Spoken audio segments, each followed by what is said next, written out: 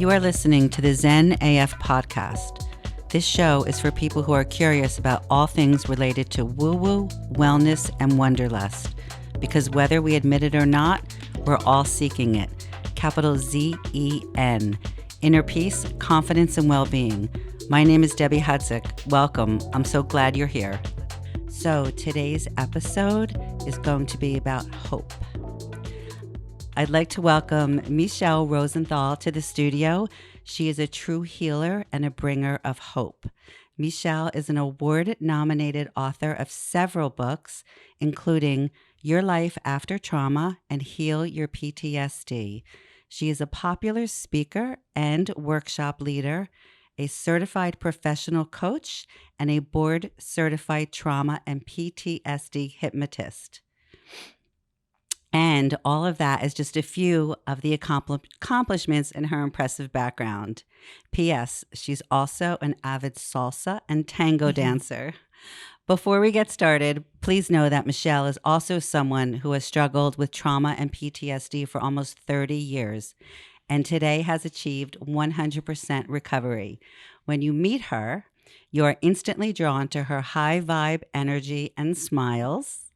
It is Michele's mission to let people know that trauma does not have to define your life, and she's here today to share her message of hope with you. Welcome to the show. Deb, thank you, first of all, for that beautiful introduction and for including the salsa. Because if Latin dancing is not a part of that bio, then something would be amiss. You're totally right. And I didn't know that we were talking about hope today. And when you said that, like a little part of me just wanted to cry, because that is where healing begins. If you don't have hope, then nothing happens. So I'm so down for this. Thank you for having me. Well, thank you for everything that you do and for bringing hope. Let's start out by telling people how it all started for you and what led you to do the work that you do today. Oh, okay. So we will sum up 4 decades in 2 minutes. So everybody buckle up and we'll go for a quick ride. So in 1981, I survived a very horrific medical trauma that went on for several weeks. I had a near-death experience. And when I finally was released from the hospital, I knew that physically I was going to make it. I was going to be okay. I have scars that are, visible. They cause issues, but my life is normal. So I knew coming out of the hospital that I was physically going to be okay, but I was also very aware that psychologically I was a wreck. I was 13 at the time. So the girl that went into the hospital was not the same girl that came out. And at that time in 1981, post-traumatic stress disorder was only a year into being a real recognized diagnosis and was only being applied to veterans coming back from Vietnam. So when I started exhibiting symptoms, nobody thought about PTSD. I was 13, so I was labeled a difficult teenager. And then later, I'm an artist. I'm a playwright. I'm a poet. I'm an actress. I'm a director. So I was just a temperamental artist. So as the years went on and the symptoms became worse and worse, anxiety, insomnia, mood swings, all kinds of dysregulated habits and idiosyncratic issues, everybody always just found a label for it. And I was also really good at acting normal on the outside while everything on the inside was a mess. And this went on for several years. I developed a very addictive eating disorder and just ran as fast as I could to just try to escape the thoughts that I couldn't stop about what had happened to me, and B, the fear that had put in place that any day I could die. And I was just struggling to survive every day. And in my early 30s, that all came crashing down on me, because your mind is capable of producing 50% more stress than your body can handle. And after 20 years of that high intensity stress and all of the neurological, physiological, biological, and chemical changes that stress makes in the body, my body just completely shut down. And it was at that time that I finally admitted I needed help, because If you know survivors, we're not good at asking for help. And I had a lot of medical issues at that point, and it precipitated my getting into therapy. And 5 years of talk therapy made me significantly worse. And that was what launched me into a more holistic approach to trauma recovery. And I ended up deciding I needed to be at the beach. So I actually left New York City to come to Florida to be able to be in a place that was more peaceful, more calm, and that I could do the research I needed to do to try to figure out how to heal. And that was back in the early 2000s. So it's been a long time since my recovery, and I'm so grateful every day that I'm able to maintain it. That's a long time, from 13 to 30, to have to deal with it. What was your career at that point? I love this question. People always ask me that. And it was actually 13 to 40 because everything crashed in my early 30s. It took me another 10 years to actually heal. So for the first 17 years, I couldn't talk about what had happened to me. It was so horrific that I couldn't speak it. So to answer your question, I was just surviving every day. So it wasn't like I woke up and had a purpose or a mission or was connected to something in myself that I had an idea of who I wanted to be. I didn't think I was going to live until the next day. So I lived in what I now call survival default mode, which is you make no choices, you make no decisions, you just do whatever comes to you.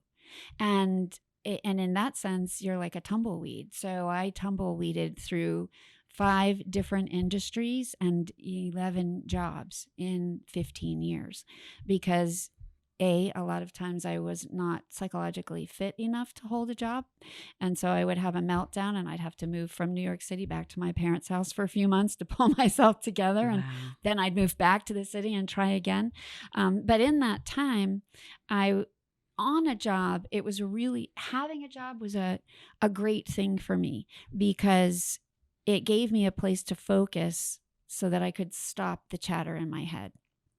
So I excelled at work, and that offered me opportunities. So I started in advertising simply because I was walking down the street. This is 1990 when I got out of college. And at that time, you couldn't walk down the streets of New York City without being accosted by a headhunter. So there I am, my little 22-year-old self. I've got my briefcase. I'm wandering around New York City. And headhunters would just come up and give you their card and say, look, I can tell you're looking for a job. And I just signed up with a bunch of agencies. They sent me on a bunch of interviews, and I landed a job in advertising at one of the top 7 agencies. And that led okay, they offered me a job. I didn't care. That sounded good to me. I had a liberal arts degree. I was a writer. So advertising sounded good. And then from there, I went to publishing. And then from there, I went to public relations. And from there, I went to finance. And from there, I went back to publishing. And from there, I went to academia. I started teaching at a university. So I just kept saying yes to all the offers that came my way based on where I happened to be at a particular day when somebody needed someone. So I had no career because I had no focus. Well, there had to have been a moment when you realized maybe you were having other health issues because all of this you kept inside and couldn't talk about, right? So can you talk about the moment when you said, or you started some kind of talk therapy, and then bring me to the point when you said, oh my God, I need to heal all of these traumas, like when that switch went off, because that must have been also when you said, I need to now switch careers and help other people to understand and not waste all those years that you might have if that help would have been available. Well, you're touching on so many important things, and it's a multi-part question. It's fabulous. I love it, and they were not concurrent. They were sequential. So I know the moment I decided to heal because I was terrified, because I confluence of events, I was breaking a lot of bones, and it just mishaps. I had a puppy. He lunged after a squirrel. I was holding the leash. I slipped. I grabbed a railing. 2 fingers on my hand just snapped right off. So it was like different things. I broke my knee. It was just ridiculous. And when I finally ended up in the emergency room again with these broken fingers, the doctor said to me, you're too young for all of these breaks. Something's not right. And he said, I really think you should see an endocrinologist because your bones just shouldn't be breaking like this.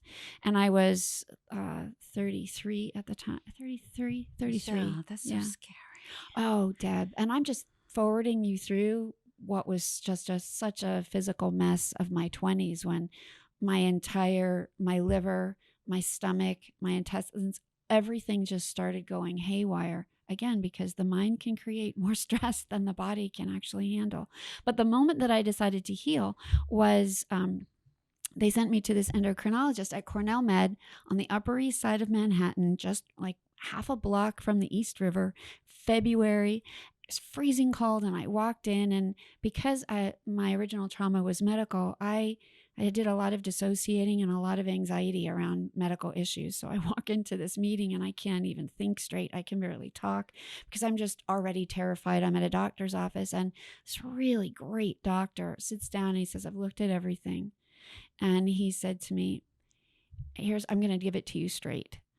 And I said, okay. And he said, the only problem with you is that at this point, and he said, I don't know what's in your history because we haven't discussed it, but you're not eating enough. I can look at you and see that. I'm 5'8", and I was 104 pounds at that time. And he said to me, you need to bring your weight up, and you need to fix whatever's going on in your head, because this is not a body problem, but it's causing a body problem. And what I do want you to understand is you have advanced osteoporosis, and your bones are going to start to spontaneously crumble within less than 10 years if you do not fix whatever is going on with you. And there was just nothing for me to do in that moment except burst into tears. And, you're already feeling as a survivor, you're living in so much anxiety and you're living with so much fear. And then someone tells you your bones are going to spontaneously crumble. And immediately I'm imagining myself running down the subway stairs and my knee just crumbles, and, I'm hailing a cab and my arm just falls off. Like, your mind does this catastrophic stuff. But, it terrified me. It terrified me out of the survivor default mode in which I was living. And I left his office and I went and I stood at the East River and I held onto the railing in this wicked cold February day. And I just cried and cried and cried. And when the tears exhausted themselves, I was left, with that empty feeling where you can start to actually think. And I realized that what this doctor said just terrified me. And then I had this epiphany that that terror wasn't new. I woke up every day with that terror. I ran all day because of that terror. I was up most of the night because of that terror. That terror that he evoked in that moment was something I lived with. And I realized in that moment that's the problem. I live in fear all the time, and I've never dealt with what that fear is about. And that was the moment that led me into therapy. And when therapy didn't get it done, and in fact led to a monumental breakdown 5 years later, that was when I realized, okay, talking isn't going to get this done. And I know now, because of all the neuroscience that I've studied, that talk therapy never heals anything. I mean, it's great. It's a wonderful place to start, but it doesn't actually get the job done. And so I didn't, have an idea of, I'm going to help people heal until I was done with my healing. And that wasn't until 2007 when I realized, oh my God, it was so easy. And if you had just told me what I know now about healing and how to get it done, holy cow, I could have done this 3 decades ago. Instead, I lost a third of my life to something that was completely treatable. And so it wasn't until after my head was really clear and I really understood what healing was about and how to do it that I went on to help other people. But Deb, I'll tell you what, helping other people was not a choice I made. It was a choice that made me. So that's a whole other story. So many questions. Do you think that talk therapy doesn't work in the maybe old school way that how it began because you're reliving and repeating your traumas, and that's kind of just like a one-way street? There's no other practices that they bring in to help the healing. It's just let's talk about it. Mm. Well, I think it's yes and. So for conventional therapists, and there are few of those now because so many are starting to realize talk therapy does not work. But back then, my mom had hooked me up with the Center for Spirituality and Psychotherapy. And I was working with the founder, and in Manhattan, and that was great for me because she knew that I was a spiritual person, and she knew that I hated therapy, like the whole idea of therapy. I intuitively knew I didn't want to talk. I just didn't want to talk about it, and I think there's great value. I've learned through talk therapy the value of being able to put language to experience and the value of getting out of your head what's rattling around in there. I do a lot of writing too, so I think the kinesthetic transfer of that is also very useful. But I think the problem with talk therapy is that there are two problems. So from the psychological side, exactly what you're saying. It's like we're just dragging up the past and splashing around in that pond over and over and over and over. And so that's not a good thing. If you're trying to heal, you have to move forward. You can't keep looking back. So I interviewed, at this point, having had my own podcast for so long about how to heal trauma and writing so many books about it, I've researched a lot. And I interviewed a leading trauma therapist and researcher about, how do people heal? And she made this great comment. She said, there's a reason as humans we do not have eyes in the back of our head. And her point was we're supposed to look forward. We're not supposed to keep looking back. So from the psychological side, we have to start turning and looking to the future. Now, from the neurological side, we know the last 10 years in neuroscience has just blown the doors off of what we understand. And every time you tell that trauma story, you are activating the neural pathways that hold that story. And the brain is designed to learn quickly and become more and more efficient. So every time you tell that story, it's activating those neural pathways even faster than the time before and strengthening them so they work more efficiently, which is the antithesis of what you want them to be doing. So I think that answers your question. Yeah. I'm also wondering, when you were going through that, was there no what we now call maybe integrative medicine or functional medicine that looks at the whole person and not just or the root causes, right? Was that those modalities, were they not available then? Is that so new? No, they were available. And I think today more and more, I know more and more therapists now who use EMDR, which is not exactly holistic. It's more conventional because it's so evidence-based. But more and more are getting trained in hypnosis, for example, energy work, all kinds of things. Back then, when I was doing this, my therapist, I like to say I did the alphabet in my recovery. So I used EMDR, I used TFT, which is thought field therapy. For those who don't know, EMDR is eye movement desensitization and reprocessing. I used TAT, which is TAPAS acupressure technique. I used EFT, emotional freedom technique. I did everything because my therapist was trained in those. But he lacked one really essential ingredient for me personally, because I'm a trauma survivor. And I mean that big T trauma, because we're all trauma survivors in terms of little T trauma. But he did not know anything about trauma. He was not a trauma therapist. I didn't even know there were trauma therapists. So what did we do? We just kept doing EMDR, EFT, TAT, all that stuff around my trauma.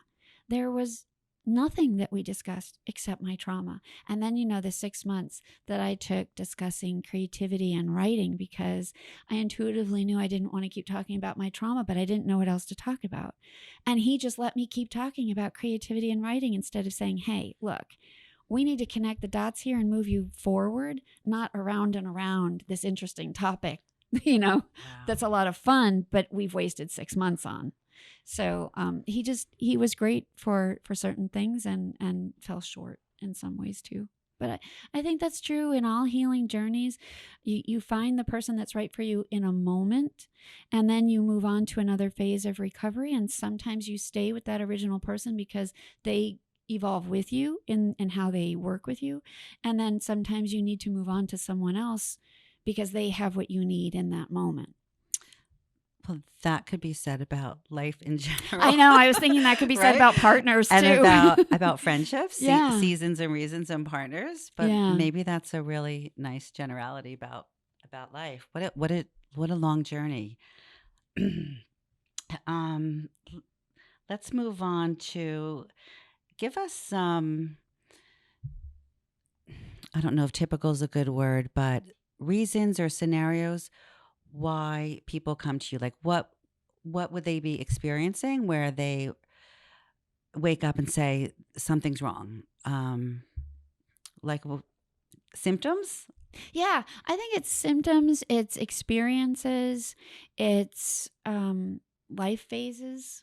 I think there are a lot of different ways to say it. So we can start with the symptoms. So generally, someone will reach out to me. Like I get a lot of phone calls of people who Google trauma coach because they're really aware that they've had trauma and that they are struggling with symptoms of trauma, like sleep dysregulation, mood dysregulation, an inability to stop thinking about what happened, an inability to talk about what happened. With PTSD specifically, there are 4 categories of symptoms. And so you have hyperarousal, where people are hyper vigilant, trying to survive. And so they always expect something horrible is coming. And it's that feeling that you can't ever relax because you have to be ready for the next thing. Wow. Yeah. Sound familiar? Yeah, I didn't know there was a name for that one. We're going to have to think about that. Yeah, it's called hypervigilance. And a lot of times what happens, and this is, a lot of survivors who struggle with this kind of thing, you end up with medical issues particularly, and this is one of the really interesting things that came out of my endocrinology issues. And I've reversed the osteoporosis. I went from advanced osteoporosis to totally normal with a really holistic protocol. So it can be done. Everything actually that we're talking about can be reversed. And with hypervigilance and with anxiety and with panic and all of the other symptoms that come along with major trauma, you end up in that you're stuck in that sympathetic response mode, that fight, flight, or freeze that changes your chemistry so that you get pegged at the high end of cortisol for a long time before it drops. And adrenaline, people end up with adrenal fatigue. Cortisol actually leaches calcium from your bones. I mean, forget the fact that I had a very severe eating disorder.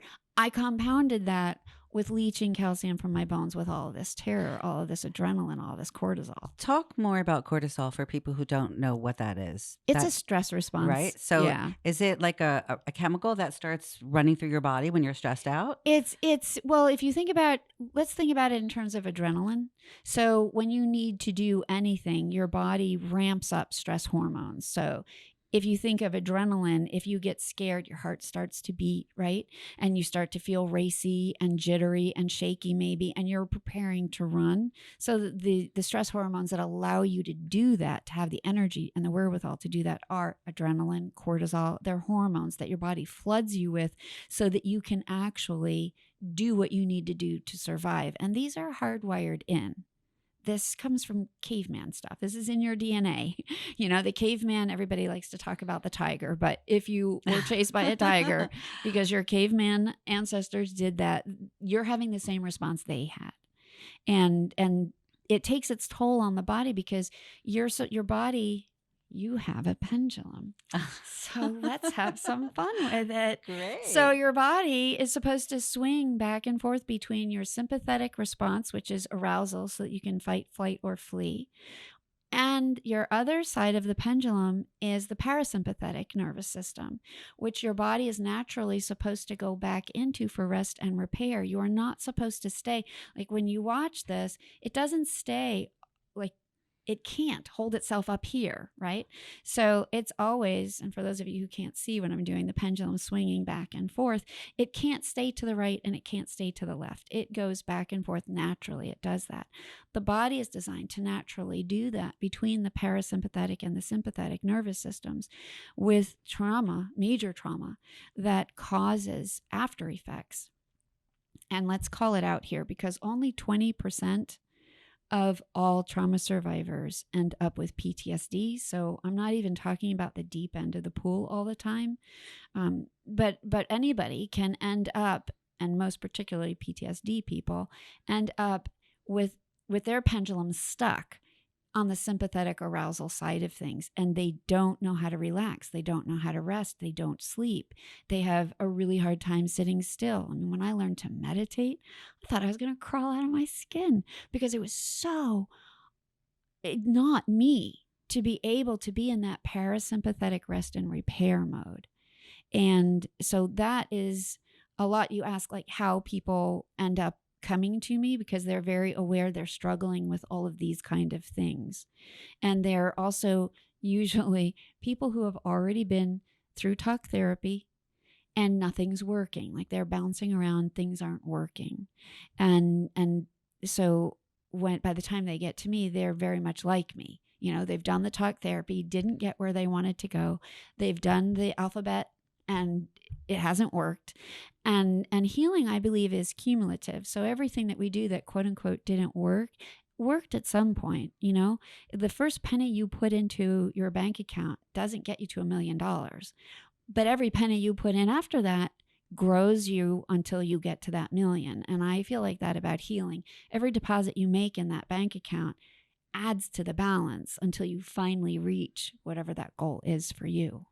Isn't there a point when, let me word it another way. You can probably help explain the science or what happens medically in our body if we don't address living in that fight or flight mode where those chemicals or hormones in our body are really out of balance. What might happen medically or scientifically to our body, to our organs when we live like that and we don't know any better, I guess? Well, a lot can happen and everybody's different. So I'll speak in generalities. But let's just start with simple things. You don't sleep. And when you don't sleep, you cannot think. Your body cannot process. You can't digest well. You can't focus. You can't concentrate. Your memory completely falls apart. It's very hard to hold a job because you're not rested enough to participate in your role.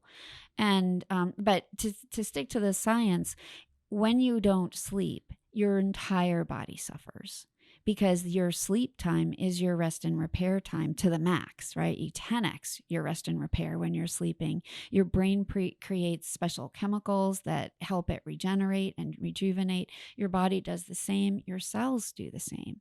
So when you are not getting that kind of opportunity, you're breaking down your immune system. I mean, number one, more than anything.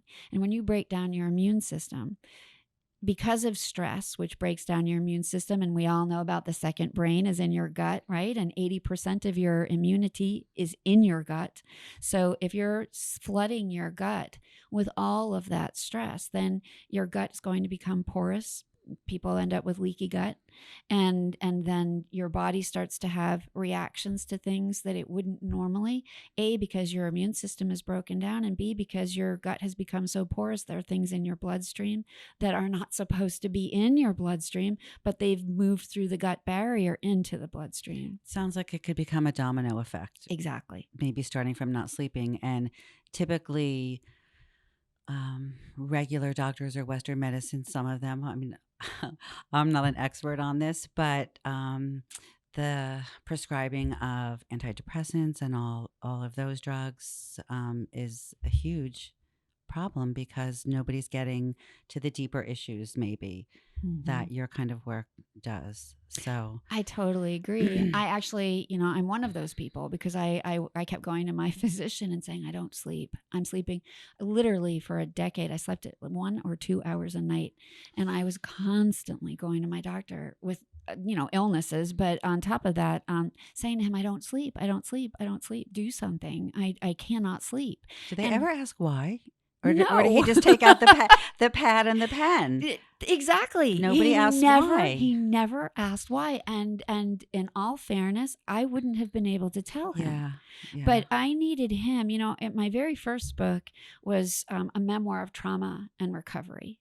And it tells the whole story of my trauma through my recovery. What's the name of that one? Before the World Intruded, Conquering the Past and Creating the Future. And I talk about, what happens when the world intrudes, and then, you can't go back to who you used to be. You hate who you've become, and you can't imagine who you're going to turn into. And in that book, I write about how my mom was so prescient. So she knew before I left the hospital, after I'd been there for weeks, she made, on that very last day, she made a psychiatrist come to speak to me. And I was, a pretty angry girl at that point and pretty terrified. And I didn't want to talk. So that the psychiatrist came and I refused to speak to her. And I write in Before the World Intruded why that is. And I reflect later in the book about what a disservice it was. She literally, that therapist sat in the room with me for 45 minutes in silence. I watched a Tom and Jerry cartoon on the, how they always have the TV hanging in the corner. She didn't speak to me. And I reflect back on how different my life would have been if she had talked to me. I have people come into my office. I don't need them to talk. I just need them to show up and want to learn. Because if you can't talk, that's fine. You can still get started in recovery because there's a lot of education that you need to understand. And if she had just said to me, look, what you just went through was horrific. Anybody would be feeling the way you're feeling. And you don't need to talk about it right now. Just let me educate you on what trauma is, what it means, and how it can affect you. So that when my symptoms started, I wouldn't have thought I was crazy, which is what I thought. For many years, I just in my own head accepted that I was crazy. And I was a writer, right? So all the best writers are crazy. Actually, all the best artists are crazy. That's right. So I got very comfortable with that. Like I may as well just be the good crazy that was coming for me because I was going to be a brilliant writer then. The problem was I wasn't really crazy. And a part of me always sort of knew that. I just didn't know what to do. And that was because nobody had educated me that, when you don't sleep and when you're always stressed, your adrenals are taking a big hit and you are going to break down because that's the way this is going to go if you don't take care of it now. And there are so many ways to heal now, which is what you were talking about, that you don't have to start with talking about it at all. And there's so much energy work or, I love hypnosis because it's so gentle and you can really work with both parts of the mind that are carrying what's driving all of that behavior in such a gentle way that's driven by the mind's own imagination. So between energy work and hypnosis or neurolinguistic programming, there's great yoga for trauma now. There's so many ways to start the healing process without talking about it that you can ease yourself into finding your way because we're all unique. So every healing is individual. What works for me might not work for you. Exactly. I love how we're now moving into the hope section. Yeah. So when somebody starts working with you, um, probably everybody's nervous because it's going to be something new. But what can you share of what a session looks like, knowing that it is different for everybody? But just give us a quick idea of what it looks like, how it works in general. Yeah. Yeah. And I think you said something so interesting, which is everybody's uncomfortable, right? And I take that to heart. So when I set up my practice, I set it up because I wanted it to be the antithesis of every pet peeve I had in my recovery. That is literally how I decided to do my entire job, is to do everything the opposite of what I experienced. So actually nobody comes into their appointment with me without having already spent time with me personally, one-on-one. Before making an appointment, I talk to everybody and we spend significant time. It's usually 30, 35, 45 minutes. A So phone call? a phone call or Skype. Not Skype. Gosh, Yeah. Zoom. I literally just had somebody reach out to me and say, What a "Can you meet on great Skype?" And I was like, "Skype." idea. Yeah, I talk to everybody because you're uncomfortable for a couple of reasons at the beginning of recovery. It should not be because of the person you're working with. It should be just because of your own stuff. Because healing is frightening. Healing is terrifying. Actually, I think healing is more terrifying than living with the symptoms, because you actually have to face all the stuff that, as you so aptly put it, is the root cause of your symptoms. Do you think people, because they get comfortable living in that fear, or that's just what they know and they think that's all there is? And then when it comes time, when they realize this has to stop, so then that's another change. Yeah. Well, and I think that there's a lot of fear around, what am I going to have to do or think or feel or say or look at in order to feel better. And that is a lot of what keeps people out of recovery, or what makes them drop out of recovery, because it's hard work. It's grueling, literally, and I know this doesn't happen to everybody. This is just me. So, I'm thinking of it, so I'll share with you. But in my recovery, because I was also writing during my recovery, writing about my trauma, which is a great thing to do, but you have to be prepared for what it brings up. And it just caused like a huge amount of my hair to fall out, because the stress just doubled because of all that I was pulling up and putting down.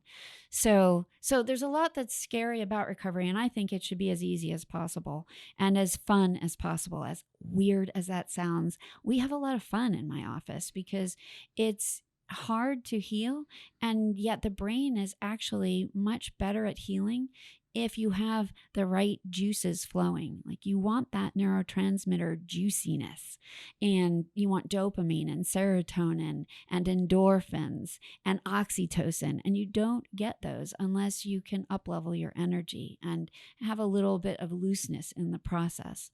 And so in that space, I think that the more comfortable you are with the person you're working with, the easier it is for you to move through the discomfort of recovery. And that is why I really feel it's important to be able to connect with your provider outside of a session. So I just like to get onto Zoom and hang out. Let's just hang out for half an hour.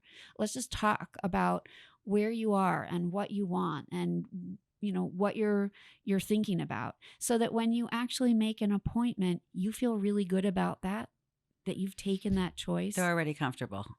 Yeah. And when you walk into that appointment, whether it's into my office or into a Zoom conference, you already know who I am. We already have a connection, and we don't have to waste time, which is an investment on both sides in more than one way.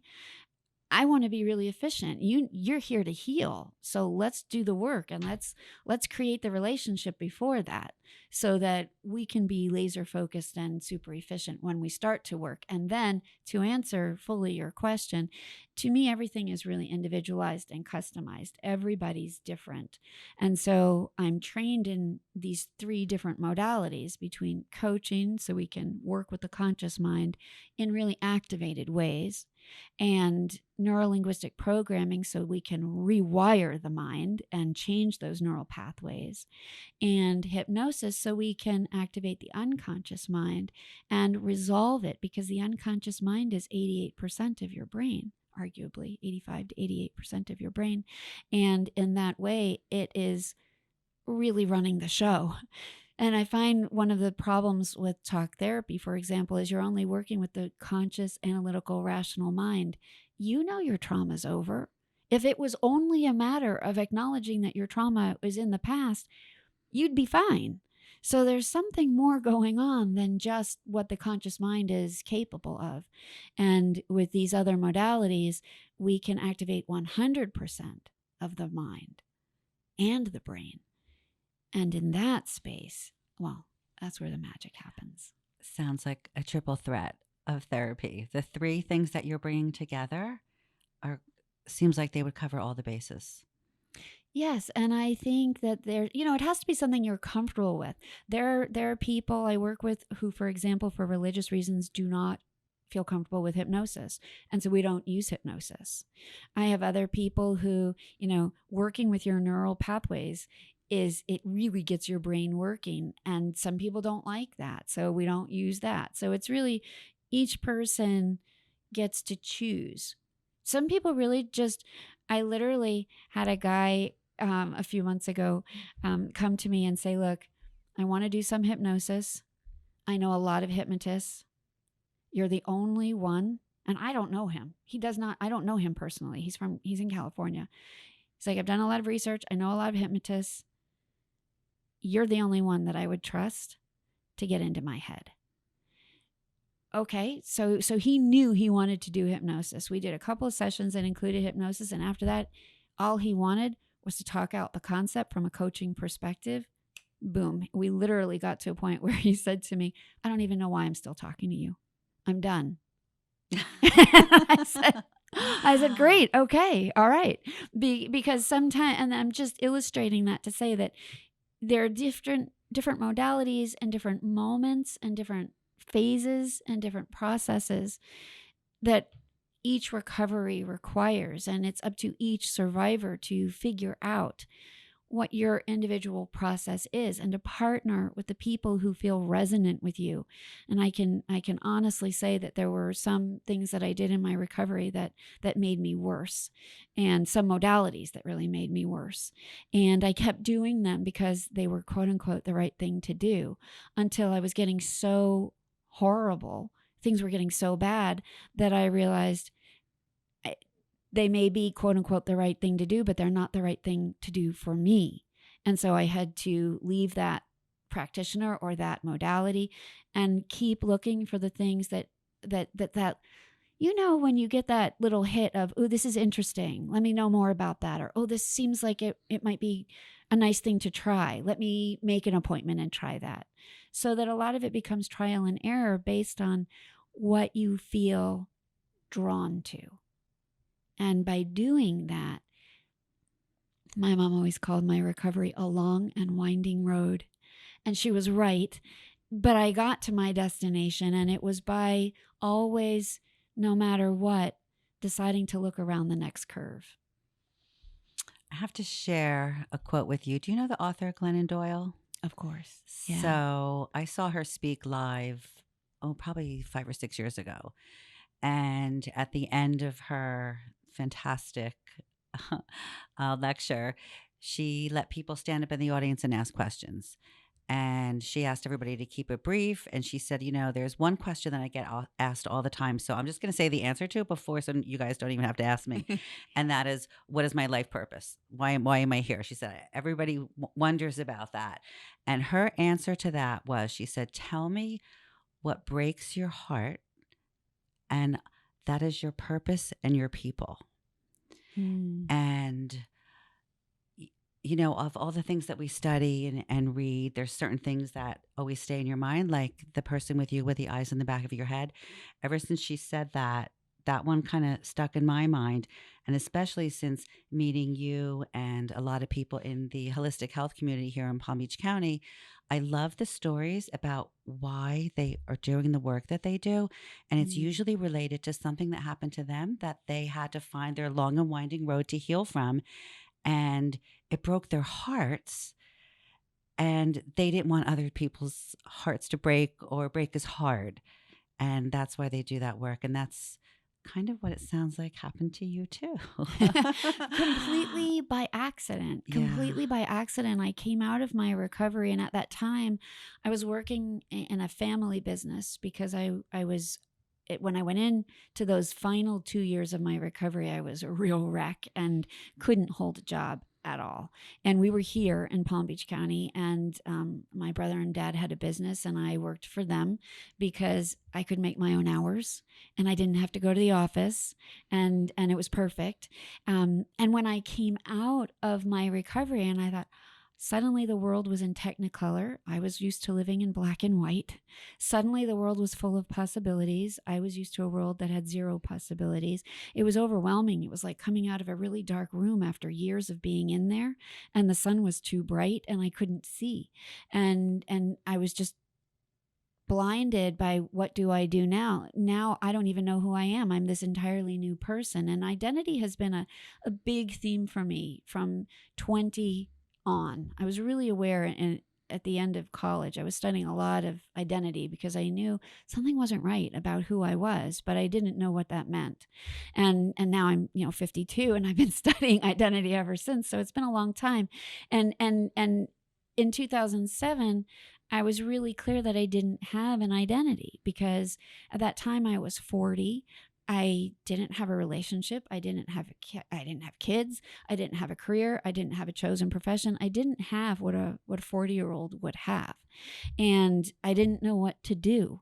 And you know how they say after you get divorced, like, don't date for a year, don't make any big decisions after a death, that kind of thing. I was in that year of, I don't know what to do, so I'll just stay put.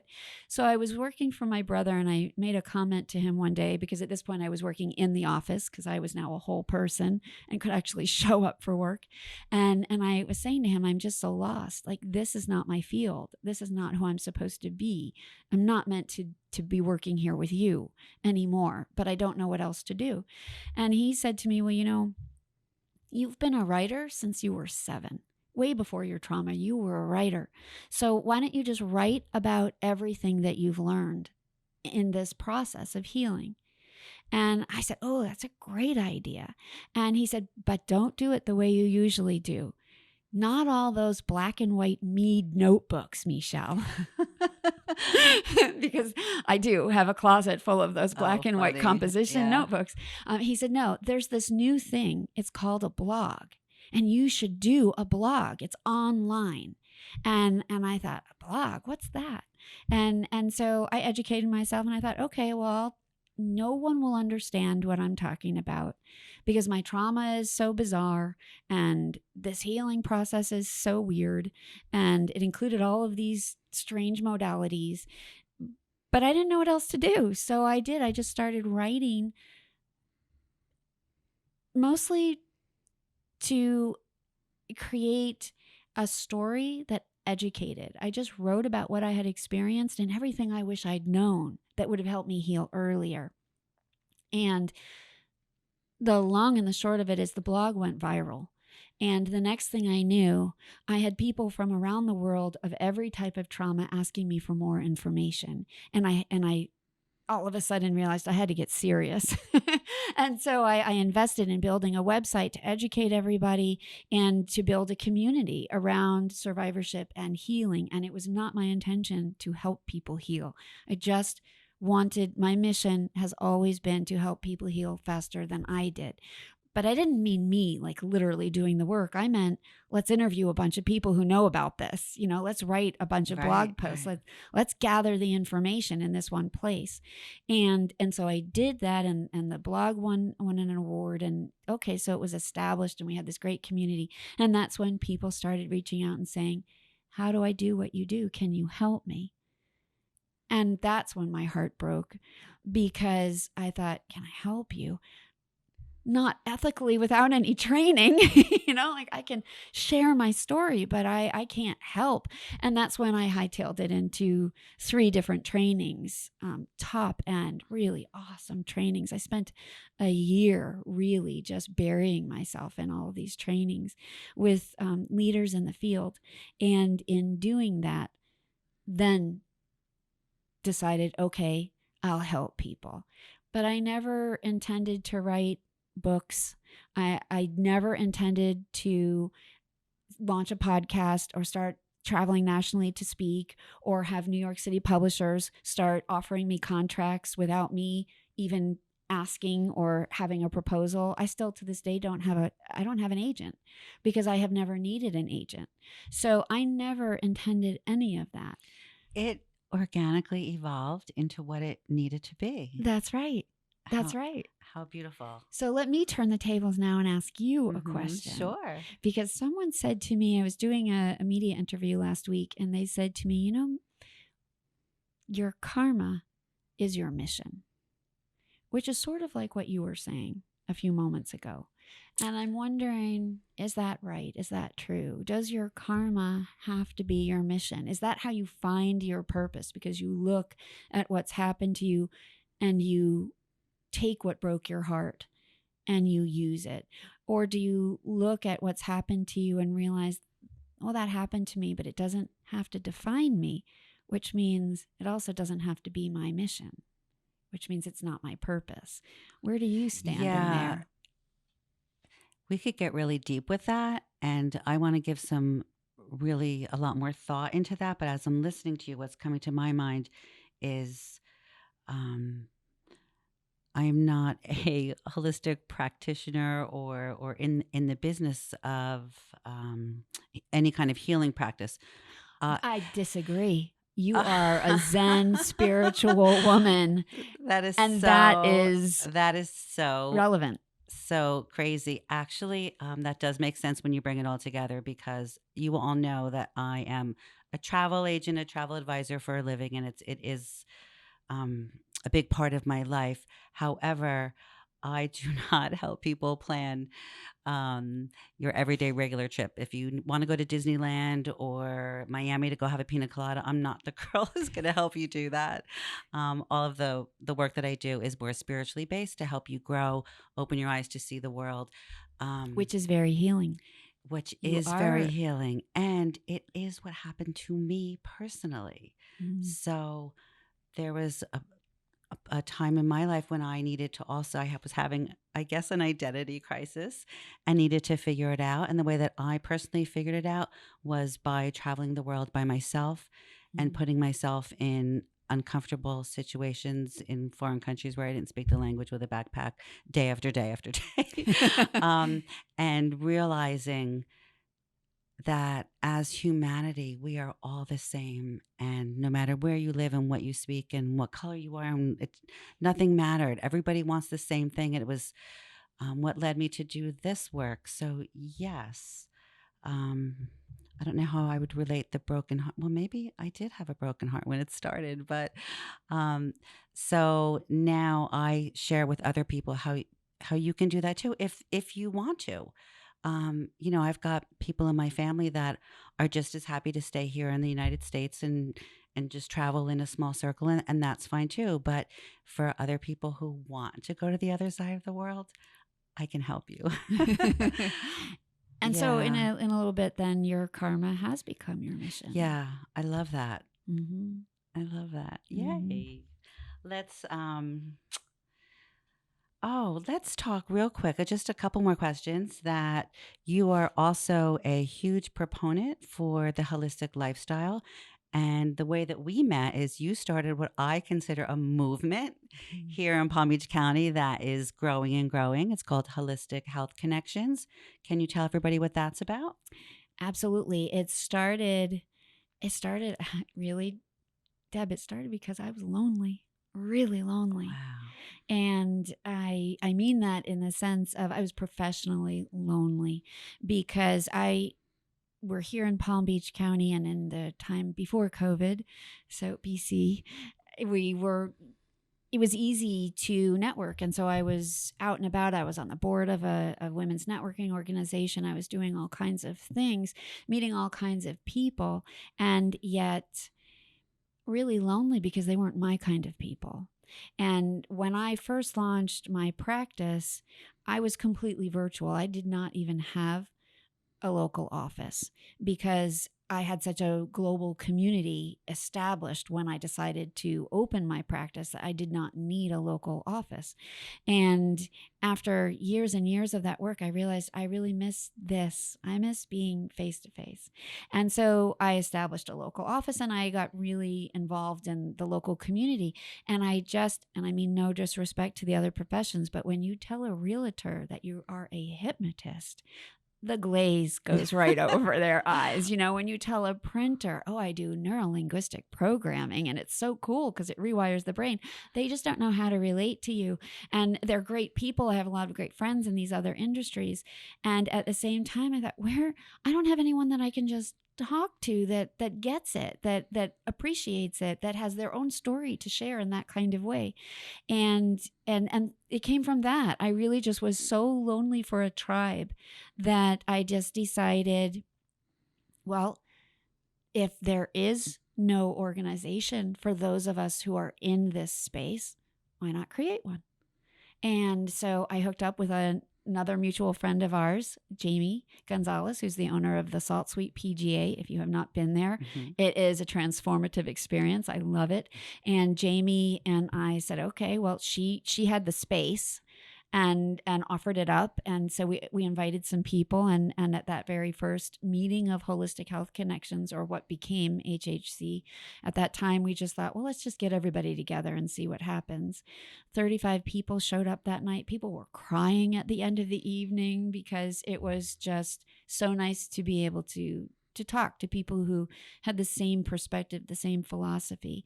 And then, you and I met very shortly thereafter. And what has become the movement, I think, was really just the energy waiting to coalesce in this community, which is people who really, really care about helping people and who are on the fringes of conventional work. And we were all just waiting for someone to say, okay, I'm staking the flag. Let's all gather around it. And it's been just great fun in the past couple of years to meet people like you and some of the other guests that you're having on this podcast, to really bring together an energy and a community that's number one priority is to help people. And we can talk about all things woo-woo wellness. I'm going to throw in the Wanderlust into the mix, but thank you for starting that. I think it has made a big, big difference, and the awareness is only growing, even more so during pandemic, when people have been home and have time to put their self-care and their health before their 9-to-5 jobs and their crazy commutes. And so it's just growing and growing. But for anybody that wants more information about what we call HHC, can you share that information? Oh, sure. It's so easy to find. It's just holistichealthconnections.net. So it's all one word, holistichealthconnections.net. And we also have a thriving community on Facebook. So it's a terrific group. You're in there, I'm in there. So many wonderful people posting what events are going on online, offline. And I love it particularly as an educational resource because whenever I have a question, I love to post it. We have over, I don't know how many, it's more every day. I don't know how many people. It was over 1,200, I think, the last time I looked. But it spans all over Florida now and outside of Florida. So it's a great place to be. And you can find that if you just do a search for Holistic Health Connections Palm Beach County on Facebook. Yes, it covers every modality in the holistic world of wellness that you can imagine, from essential oils to nutrition coaches. You name it, it's there. Just go see it before you get a prescription. It's a great place to get a resource. I actually, to your Yep. point, somebody just reached out to me yesterday, and I was texting back and forth with her this morning, wanting a holistic doctor. She's on a bunch of medications. She wants to know what holistic interventions she could substitute. And we have some great holistic doctors in our community. And so that group is a great resource for finding practitioners, as is the HHC website, because we have a directory there of practitioners. So it's become a community that really has a lot to offer, especially, as you were saying, in this time when I find now more and more people are wanting to be proactive about their health, mentally, physically, emotionally, and spiritually, and are more and more interested in doing it outside of the conventional model as a complement to the conventional model, because we all know we need the conventional model.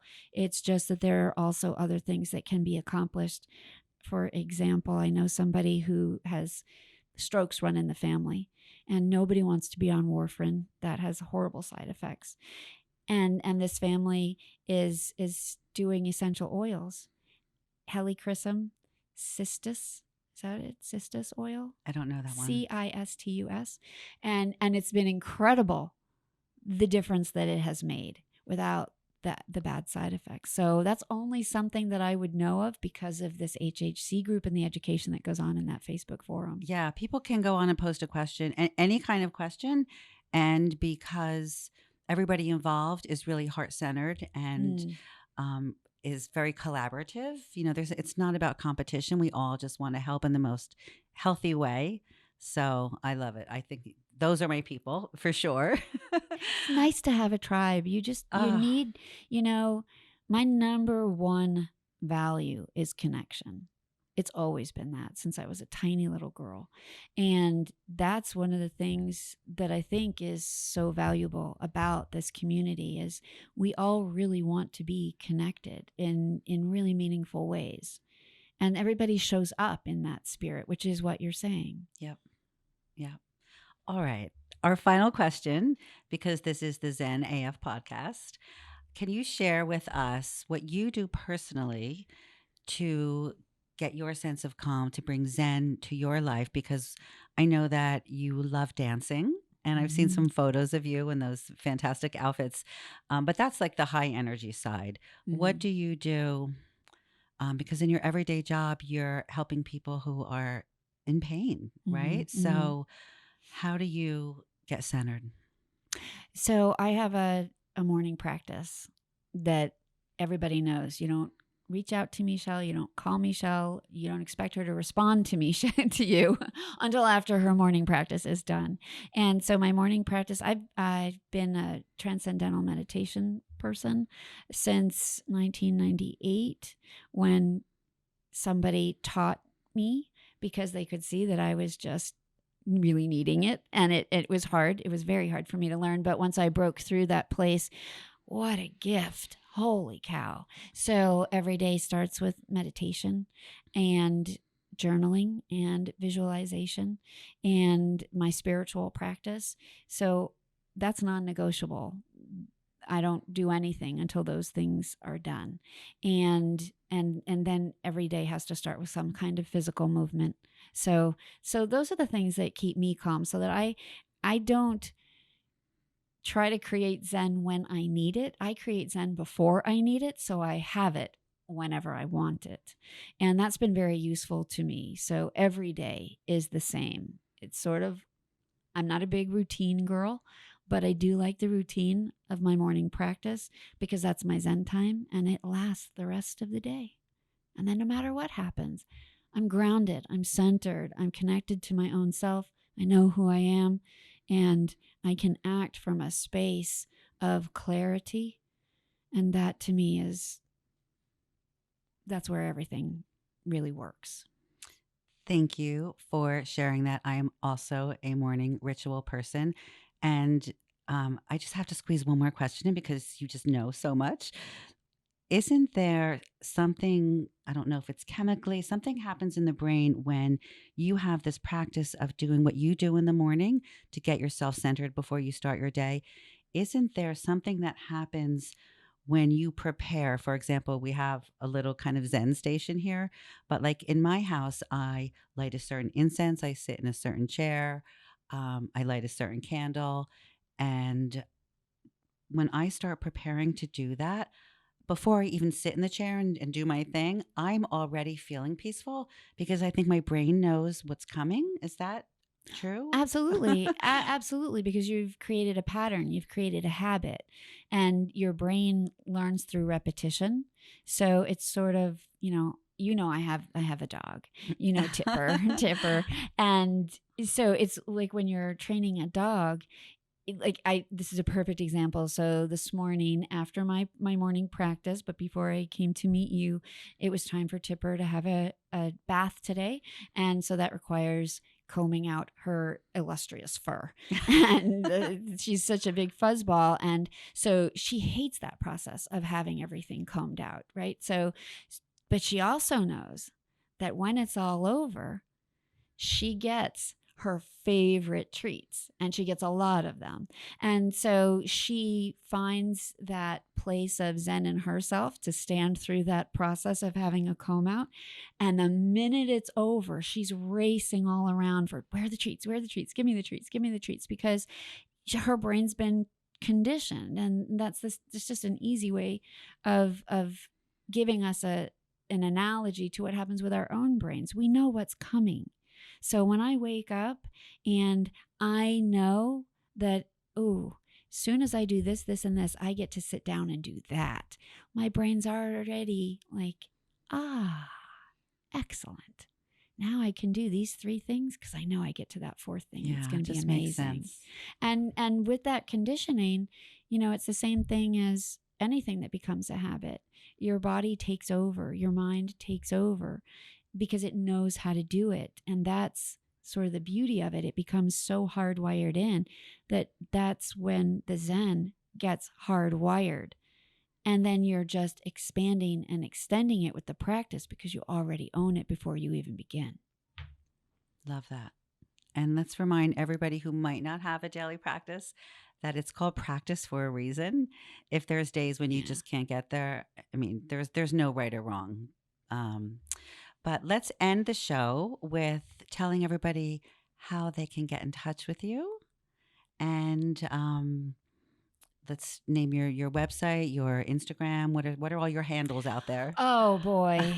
So I am not a gram girl. I really tried. So 2 years ago, Sporty Spice was reading one of my books, and she had posted on Instagram with a picture of it. And I thought, oh gosh, I have to get on Instagram. So my sister-in-law took over. Sporty. I know, Sporty Spice, because she was going through a divorce, and she'd had a really bad accident, and she was in a bad space. And so I just have never gotten the Instagram bug.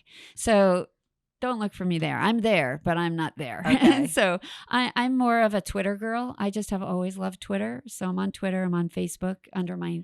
And spell your name out. Yeah, it's Michele, because my parents were Beatles fans and needed a name that started with an M. So it's Michele, like Michele, my belle, Michele, and then Rosenthal, spelled just the way it sounds. So you can find me under my name on Facebook, and under my Twitter handle is @mytraumacoach. And my website is named mytraumacoach.com. And of course, there are links to all those other places from mytraumacoach.com. So it's super easy. And on there, you will see that there is, because I like the connection, a lot of people, you will land on their site and there's a download, right? Some kind of free gift. I like to talk. So right now, what's on the site is a form where you can literally fill out this form and end up with a time on the calendar to talk to me and spend time with me. So that's there. Thank you so much for coming on the Zen AF podcast and sharing your light, your love, and your hope. And happy Thanksgiving to you and your family. Thank you so much for having me. I'm super excited about the Zen AF podcast. Thank you. Super cool. We need that in this space. It's like Zen with a little spunk, which sounds awesome. And spice. Spunk and spice. Perfect for this holiday season.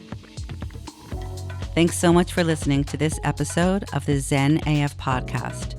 If you ever have any questions about the show or my retreats, the best way to reach out to me is to message me on Facebook or Instagram at Lotus Travel Company. If you find value in these shows, it would mean a lot if you would please subscribe, rate, and review. Thanks again.